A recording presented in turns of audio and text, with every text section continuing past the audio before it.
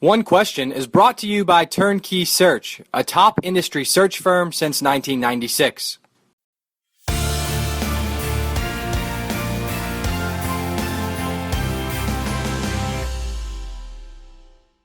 Leon, I think a lot of people around the industry now are certainly aware of what's happened at Montana State in terms of Kyle Brennan accepting the job, having a press conference, then turning back, and now he's going to go back to Utah. And now you're the guy at Montana State. So I actually want to start, a week or so before what's gone down in the last 24, 48 hours, and that is when you were going into your on-campus interview in Bozeman. What was your expectation of what you were going to see there on campus and the vibe you were going to get on campus, and how did the expectation match what you felt coming out of that interview? Well, I think after doing some research and looking at the similarities between SDSU and Montana State, I really expected it to be very similar feeling to what I have here at SDSU. And when I got there, that's exactly what I saw. Very good campus support, very good community support. You have an athletic department that's willing and ready to step up and do great things, and the people there are just amazing. And it's something I'm very familiar with, and it's very similar to what I'm working in and with right now here at SDSU. And so the vibe was very good. My wife was able to join me on the trip, and we just got that feeling that this is where we're supposed to be. It's a fit. Everything feels right about it, and it was just I think overall it was a great day on campus.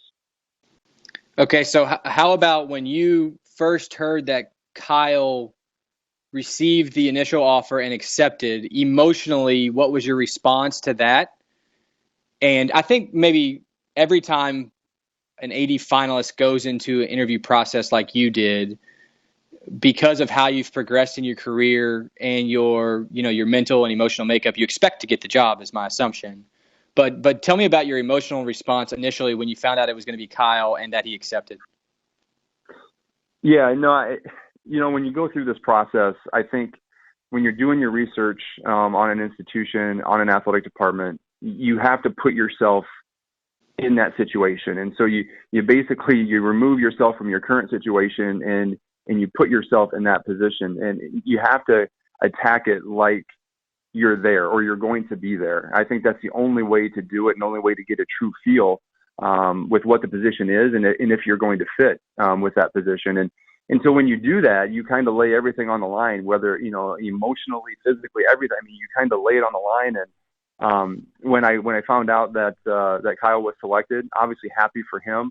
My wife and I were disappointed because we thought we would be a great fit with, some of the things that we had heard throughout the interview process, with some of the needs and wants from the people, at Montana State. I think, like I said, my experiences matched and aligned very well with those. So you're disappointed in one regard, but then it's almost like you have to get back to your old self and get back to work, because obviously these jobs don't stop, and we're planning and preparing for the fall already and trying to finish out the spring seasons and then get ready for the fall. And so a little disappointment, a little bit of a roller coaster, but I think you have to put yourself in that position emotionally to get a good feel whether or not you're going to fit in that situation.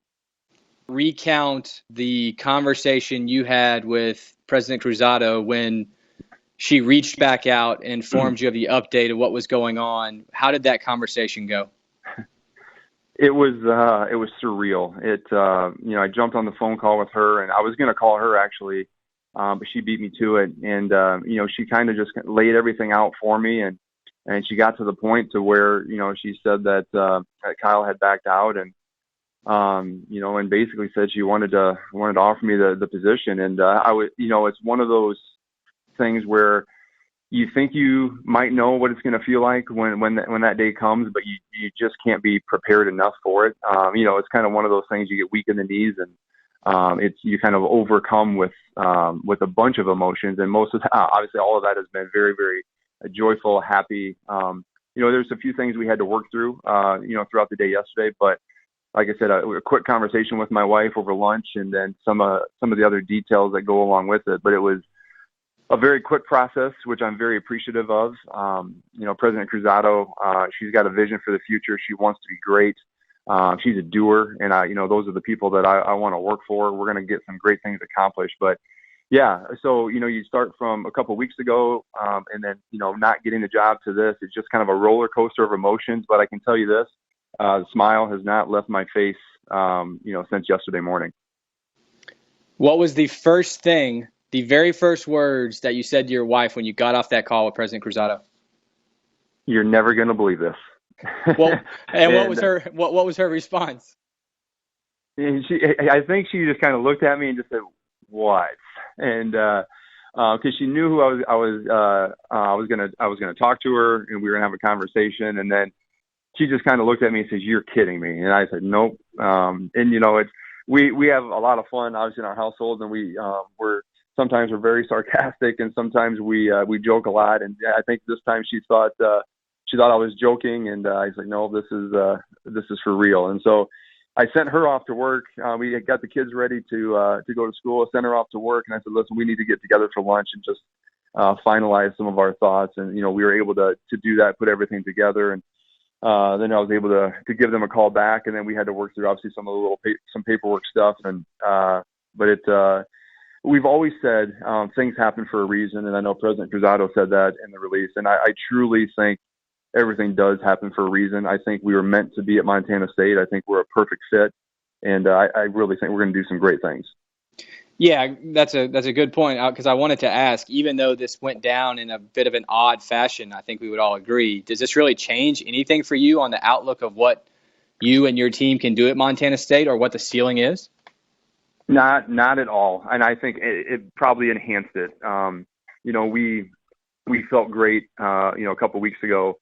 We feel even better now. And I think, kind of Bobcat Nation, the fans, the campus, the athletic department is going to be energized to really get some things started. And I would say, to be honest, we're probably more excited now, even though it did happen a little, pretty unorthodox. But I think that's also what makes it special as well. And so, we couldn't be more excited to get there, hit the ground running, and really kind of establish our roots as quickly as we can. So let's take one more step forward, and maybe I assume mentally you've gotten to this point, although you might not have put anything on paper yet. What type of framework do you anticipate using to kind of create your first 90-day plan? Yeah, I thought a lot about it, and there's going to be a lot of things happening at very high speed. And first and foremost, I need to sit with the staff and some of the key leaders on campus and in the community, and really start to build those relationships. I need to listen. I need to learn. I know a lot about Montana State, but there's so much more that I need to learn. And so that'll be first and foremost.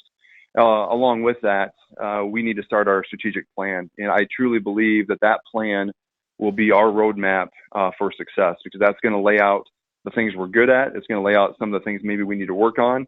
It's going to tell us what our goals are going to be. And then from there, that we're going to work together to accomplish those goals. And each program, each sport, each area is going to have their own strategic plan, and we're going to use that as our roadmap. And if we can knock off some of those priorities and hit some of those goals, that means we're growing. And so that's going to be kind of our roadmap to success. And so really, those are the two things I'm going to do right away. I'm going to meet a lot of people. I'm going to listen and learn, and we're going to start that strategic planning process. And that's going to be our roadmap to know where we're going in the future. And that's today's One Question, brought to you by Turnkey Search, a top industry search firm since 1996. One Question is designed to give D1 Ticker subscribers valuable insights on how executive leaders in college athletics think about key issues on their respective campuses, in their departments, or within their leagues and conferences. One Question is brought to you by Turnkey Search, a top industry search firm since 1996.